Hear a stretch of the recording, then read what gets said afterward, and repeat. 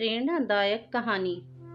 एक बार एक छोटी सी बच्ची हाथ में मिट्टी की गुल्लक लिए भागती हुई एक दवाई की दुकान पर गई। वह काफी देर तक वहां खड़ी रही, लेकिन दुकानदार का ध्यान उस पर नहीं गया, क्योंकि वहां पर काफी भीड़ थी। उसने दुकानदार को कई बार बुलाया, लेकिन दुकानदार का ध्यान उस पर नहीं गया, क्योंकि वहां पर बहुत भीड़ थी। इस बच्ची को गुस्सा आया और अपनी मिट्टी की गुल्लक को वहीं काउंटर पर जोर से रख दिया। इसके बाद दुकानदार और वहां पर खड़े सभी लोग उस बच्ची की तरफ देखने लगे। दुकानदार ने उस बच्ची से पूछा कि बेटे, आपको क्या चाहिए? तो वह बड़े ही भोलेपन से बोली कि मुझे एक चमत्कार चाहिए। यह सुनकर दुकानदार को कुछ समझ में नहीं आया और ना ही वहां खड़े लोगों को कुछ समझ में आया। सभी उसकी तरफ देखने लगे।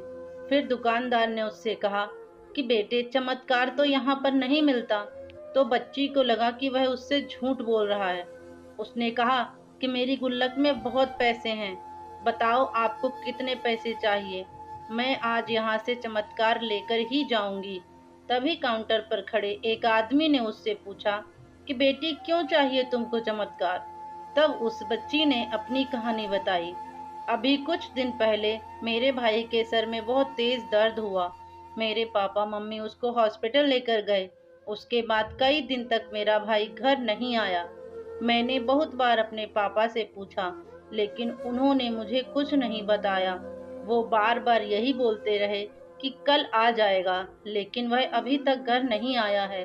तभी मैंने देखा कि मम्मी रो रही थीं और पापा उनसे कह रहे थे कि हमारे बेटे के इलाज और दवाइयों के लिए जितने पैसे चाहिए, उतने पैसे मेरे पास नहीं हैं। अब उसको कोई चमत्कार ही बचा सकता है।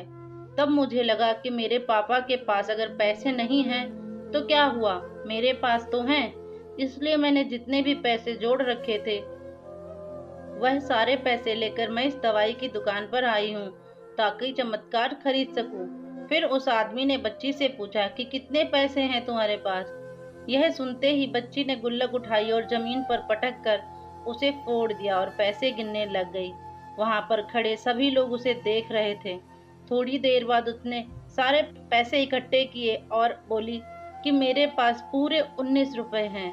वो जो आदमी वहां पर खड़ा था, वह थोड़ा सा मुस्कुराया और बोला कि अरे, तुम्हारे पास तो पूरे पैसे हैं, इतने का ही तो आता है चमत्कार। यह सुनकर वह बच्ची बहुत खुश हो गई और बोली, चलो मैं आपको अपने पापा से मिलवाती हूँ।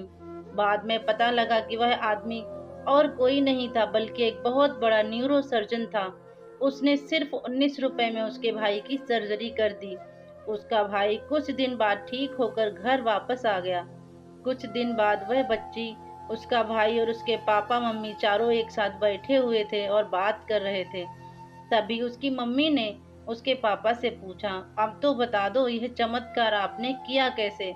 तब उन्होंने अपनी बेटी की तरफ देखा और कहा, चमत्कार मैं नहीं, इसने किया है। यहाँ पर एक बहुत ही बड़ा सबक है जो हमें इस छोटी सी बच्ची से सीख सकते हैं कि जिंदगी में कभी कभी ऐसा होता है कि हमको कोई रास्ता नजर नहीं आ रहा होता है और हम लोग हिम्मत हार जाते हैं। तब हमारे अंदर एक बच्चा होता है जो कोशिश करने से कभी पीछे नहीं हटता।